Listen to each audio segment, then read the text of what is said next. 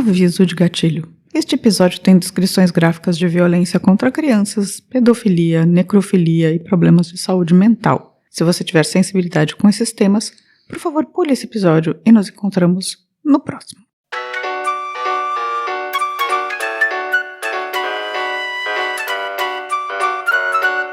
Ela tinha voltado do Brasil e ela estava muito entusiasmada com o Tatu Canara. Não sei, isso aí pode ser intuição da mãe, sei lá, de outras crianças conversando, não sei. 10! Nota 10! O senhor vai gostar, hein? Bebê diabo parou o táxi na avenida. Ao vivo? É muito pior. Eu sou a Camila Kintzel. E eu, Danilo Corsi. Hoje vamos conhecer a história de Marcelo Cossandrade, que ficou conhecido como o Vampiro de Niterói e entrou para a história como um serial killer brasileiro que matou 13 meninos entre 6 e 13 anos de idade em um período de apenas 9 meses, em 1991. Venha com a gente conhecer a infância desgraçada desse assassino e como aconteceram seus crimes. O episódio de hoje foi um pedido do meu amigo Hiro, que pediu esse caso há muito tempo e eu, uma terrível amiga, fiquei enrolando. Agora vai, Hiro.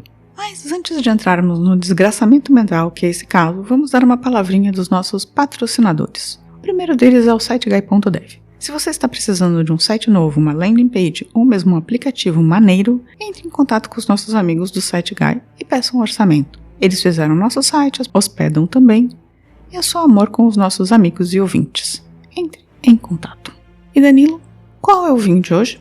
O vinho de hoje é uma sangria artesanal, a sangria Lolea número 1, feito com um blend de tempranilho e cabernet sauvignon, suco de laranja e limão e especiarias. Ela funciona para beber em um copo com gelo e frutas cítricas ou vermelhas. Olha só, perfeita para o verão. Essa sangria está por R$ 190 lá no Trinco. Brinde história? Tchim tchim. Tchim tchim. Uma mente obscura. Um jovem tímido que escondia uma monstruosidade que aterrorizou os moradores de Niterói há 30 anos. Bem, vamos lá. No dia 16 de dezembro de 1991, uma mãe e seu filho de 10 anos de idade entraram na delegacia para falar do desaparecimento de um filho mais novo, de apenas 6 anos de idade. E o Altair, o menino, contaria dali em diante uma história de terror. Ele contou que saiu com seu irmão Ivan, de 6 anos de idade, por volta das 13 horas do dia 12 de dezembro para ir pedir comida. A família do Altair era miserável, e muitas vezes as crianças iam para a rua para tentar conseguir o que pudessem para comer. Foi o caso nesse dia. Em outro lugar, eu vi que ele tinha ido pedir comida num outro lugar que ele ia comer na casa de um conhecido. E para o azar dos meninos, eles encontraram um rapaz que lhes ofereceu pão e também 3.000 cruzeiros para que eles o ajudassem a acender velas para São Jorge numa igreja perto. Altair e Ivan toparam imediatamente, Afinal de contas, eles eram realmente muito pobres, e começaram a seguir o homem. No meio do caminho, o homem tentou beijar Altair, que se assustou e puxou o irmão para eles irem embora. Então, o homem bateu com a cabeça de Altair numa pedra até a cabeça sangrar. Depois disso, ele levou as crianças assustadas para dentro de uma galeria de esgoto, e ali ele esganou o menino mais novo e abusou sexualmente dele já falecido, tudo na frente do irmão de 10 anos de idade. A criança, que queria sair, mas ela também foi abusada, o Altair. O homem, então, não mata Altair. Diz que gosta muito dele, que acha ele muito bonito e que vai morar com ele no futuro.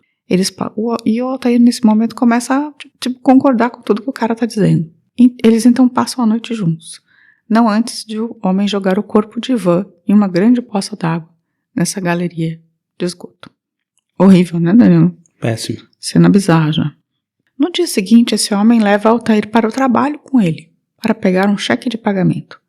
É em Copacabana, eles estavam em Niterói, onde ele distribuía panfletos. Depois vai com o menino até o banco e pede para ele esperá-lo fora do banco. O menino então aproveita essa oportunidade, que está lá sozinho fora do banco, e foge de volta para casa. Tudo isso aconteceu no dia 12 de janeiro. No dia seguinte, um pescador acha o corpo de Ivan na galeria. Mas até aí, Altair tinha dito para a mãe que o irmão tinha se perdido. Ele não tinha contado para a mãe o que tinha acontecido de verdade. Ele estava em pânico, tinha 10 anos de idade, estava sem coragem de falar a verdade e de não ter conseguido salvar o irmão daquela situação. Enfim, só depois de 4 dias é que ele conta para a mãe E aí eles vão até a delegacia e contam essa história. E o menino leva então os policiais até o lugar que o homem trabalhava. O homem, estranhamente, está lá. E já na hora que os policiais chegam, ele confessa o crime. Fui eu quem matou. Eu estava esperando vocês. A princípio, ele diz que tinha sido sua primeira vítima, né? Sua primeira morte. Mas depois confessa. E aqui os relatos variam entre 13 e 15 mortes. Surreal, né? Um psicopata, né? Ele descreve em detalhes para a polícia como matou cada uma das crianças. E a Rede Globo também entrevista o pequeno Altair, com apenas 10 anos, que declara: ele falou que matou porque queria matar. Ele achou ele bonito e matou. Eu estou com medo danado dele. Uma era da televisão que não devemos voltar nunca mais, né? Como você entrevista uma criança de 10 anos completamente traumatizada que acabou de ver o irmão ser morto e o cara ser preso, né? Mas voltamos um pouco agora para tentar conhecer o Marcelo, né? Esse cara que cometeu esse crime. Marcelo Costa Andrade, que tinha apenas 24 anos quando foi preso e continua vivo até hoje, no caso dos 50, nasceu na Rocinha em 1967. Sua mãe, Sônia Xavier Costa, era uma doméstica e seu pai trabalhava de atendente num bar. Mas era um atendente de bar alcoólatra e batia pesadamente na mulher e nos filhos.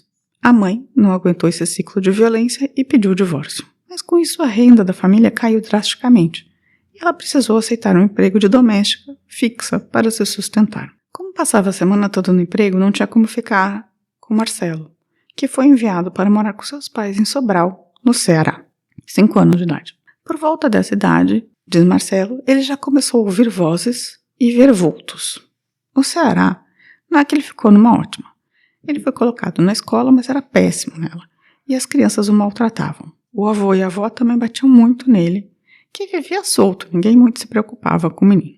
Muito pequeno ainda, entre 6 e 10 anos, ele começou a maltratar animais, chegando a matar uma ninhada toda de gatinhos, com 7 gatinhos.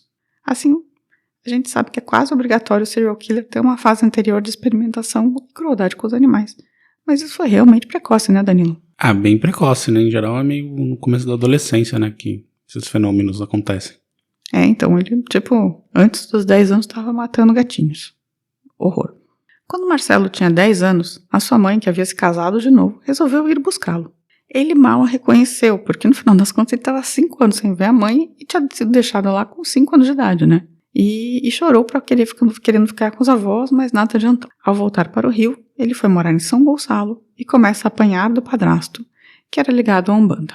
Marcelo fica impressionado, então, frequentando, né, os centros de Umbanda com as incorporações. Mas o padrasto, o Neves, não só batia nele, como também na mãe.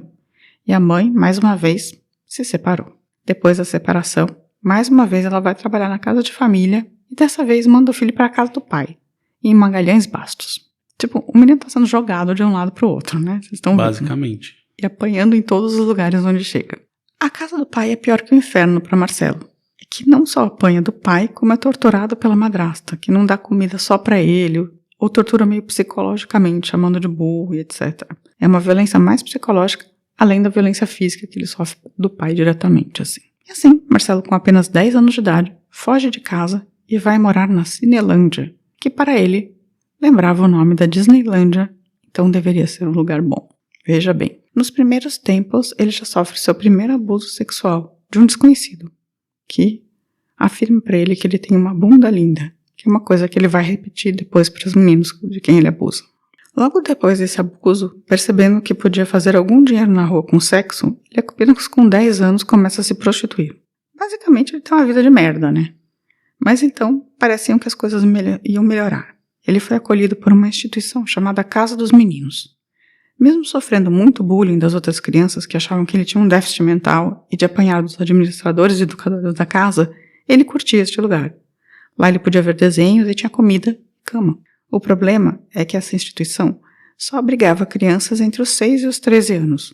Então, quando ele faz 14 anos, é colocado na rua novamente. O que você está achando da história de vida desse homem? Pesado. Na rua, ele voltou a se prostituir, sempre como ativo. Ali, mais uma vez, ele foi estuprado, obrigado a ser passivo e tentou ou quis se matar.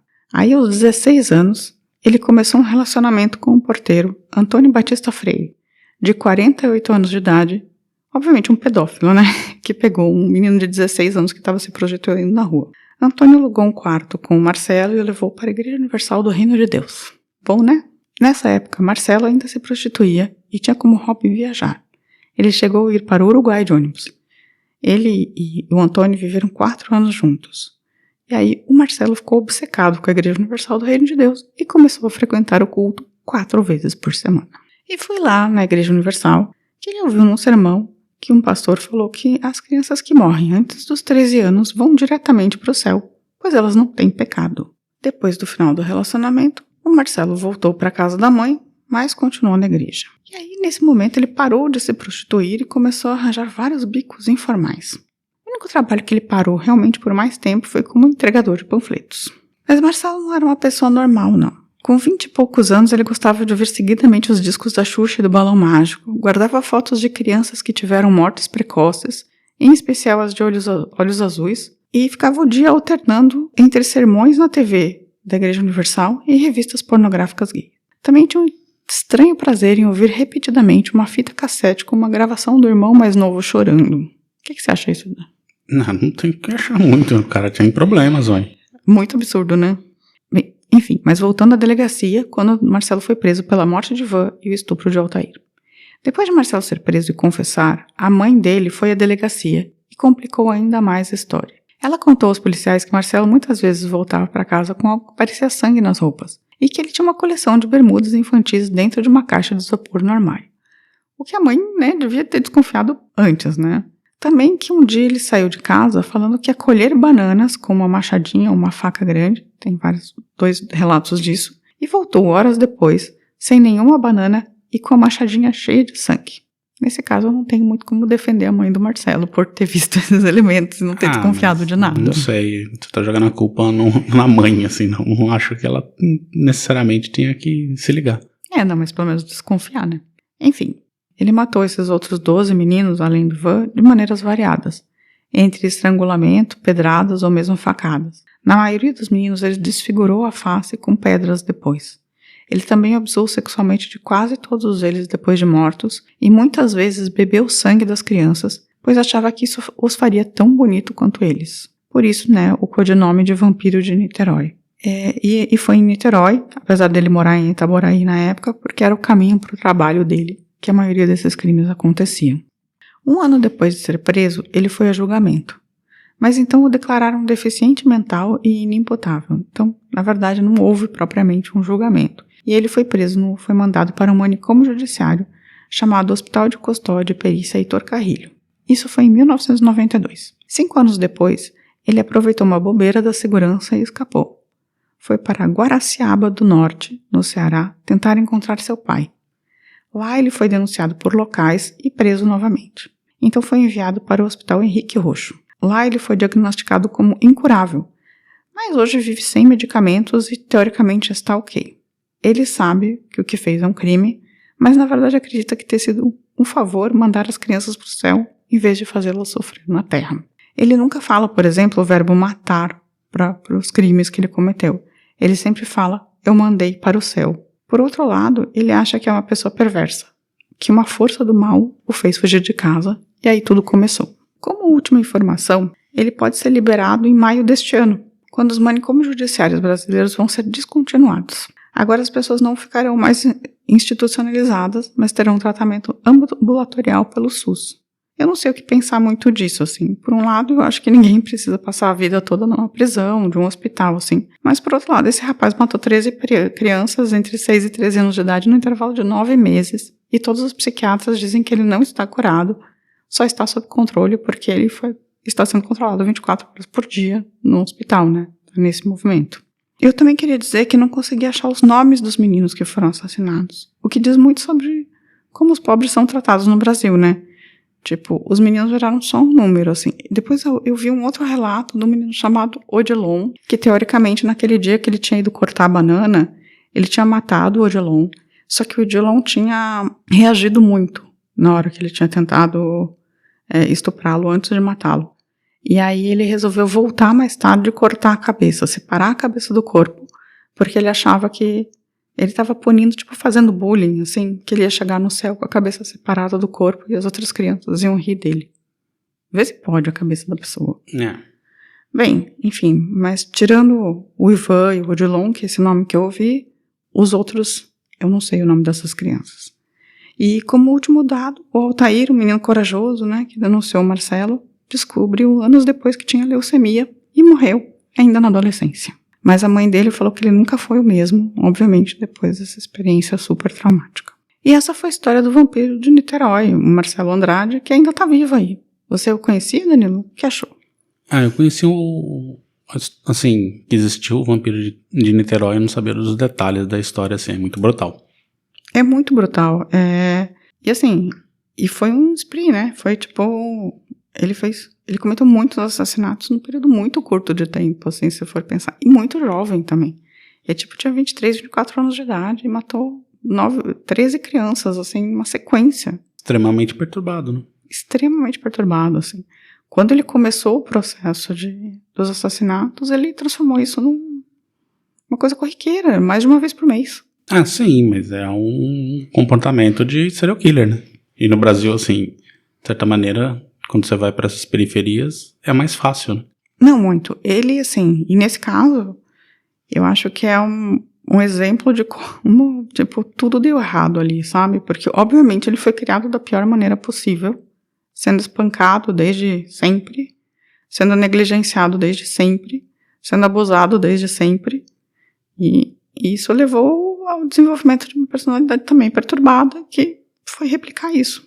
Basicamente. E ajudada por uma crença religiosa também, né? Que a gente não pode tirar do caminho aí, porque esse pensamento de eu tô mandando as crianças pro céu, assim, que é Eu acho que isso, na verdade, é mais uma muleta pra ele se escorar, achando que não tá cometendo uma coisa ruim. Mas faz sentido dentro da visão dele. Porque ele teve uma infância tão de merda, que é meio que eu tô preservando essas crianças do sofrimento. Não, super entendo, mas eu não acho que a religião tenha um papel determinante na psicopatia dele. Não, mas teve no modus operandi. Ah, sim. Ele só matava crianças antes dos 13, até 13 anos de idade por conta disso, assim. Ele nunca matou nenhum adulto, nem nada. Porque ele tinha medo de mandar as pessoas pro inferno. O que eu achei bastante curioso. Enfim. E essa foi a história do Marcelo, o vampiro de Niterói. E que eu acho também que a gente tem que parar de dar essas alcunhas pros criminosos. Apesar de eu entender que isso também é uma coisa do passado, né, e tal, mas, cria uma mitologia, né, em torno desses caras. Mas eu acho que isso acontece no mundo inteiro, né? Não, acontece, mas era uma coisa que devia parar de acontecer, na verdade. Seria bom, mas eu acho improvável. Enfim, vamos dar uma pausa e vamos pros recadinhos? Sim. O que você dizia para as crianças para elas te acompanharem até esse tipo de lugar? Sem develas para São Jorge.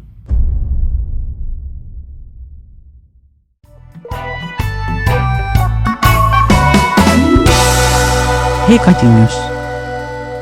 Danilo, se a pessoa quiser dizer que mora em Niterói pra gente e que em Niterói não tem mais vampiros, como ela faz? Ela pode mandar um e-mail pra gente no contato@muitopior.com.br ou pode procurar a gente nas redes sociais, que a gente tem o Instagram, o Facebook e o Twitter, o X.